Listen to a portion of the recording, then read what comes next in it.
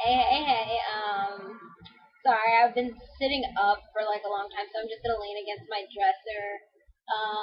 Last time I did Vampire Rosia, Samurai 7, and Naruto. And now for another kicker in the list that I listed upon on listing. I said this a lot. Bleach.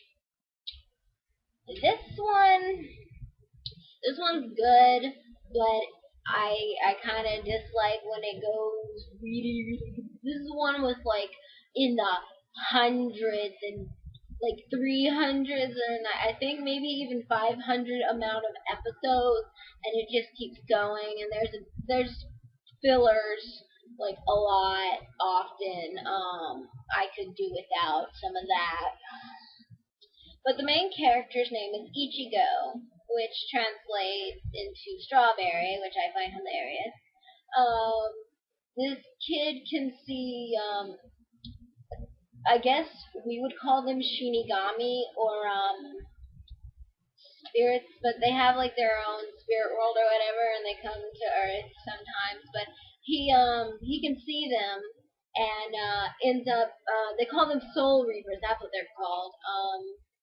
And they Okay, let me go from the basis of this.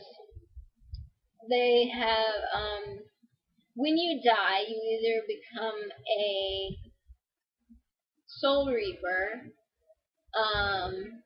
or Shinigami, um, or you just become, a regular spirit and stuff.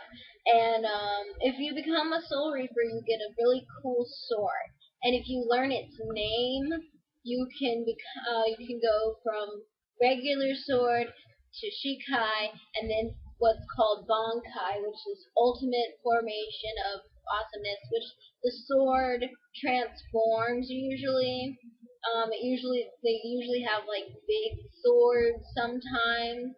Or no, I'm wrong. Ichigo's the only one who has a big sword that slims down, but usually their sword goes from regular sword size to larger ones.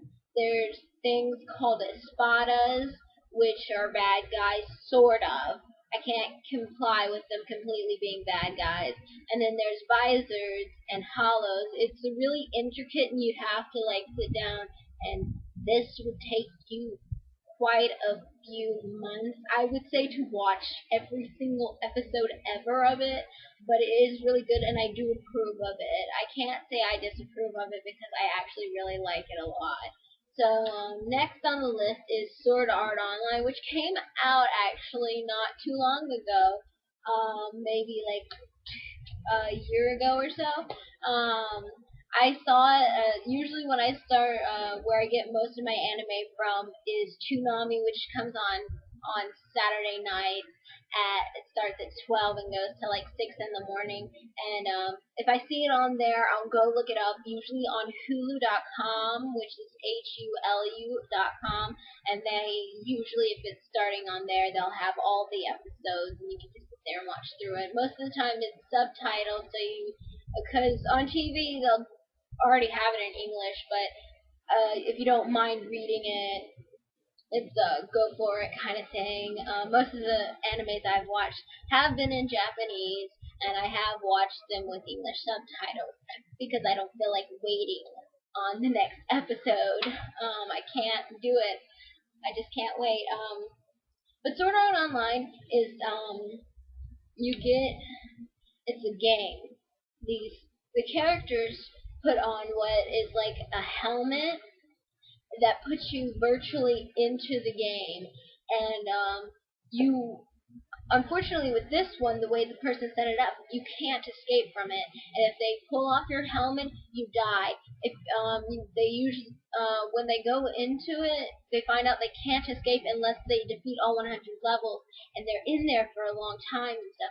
But it's really cool. They go up further on. I can't tell you this because then it would just like escape from it, and I can't tell you that. It's so awesome though. Just so cool. Alright, and then One Piece, which is also mass amount levelage of episodes. It's really good though. It's about pirates and they're going around. I would say it's a comedy slash action. Luffy the monkey, this dude like super one of those characters is just obscenely not possible in the real world, but then again no anime is. He can stretch his body. It's really cool though. So I do approve of those three animes right there. So go crazy with fan art. A lot of people have because One Piece has been out for a while, and so has Bleach. So go crazy.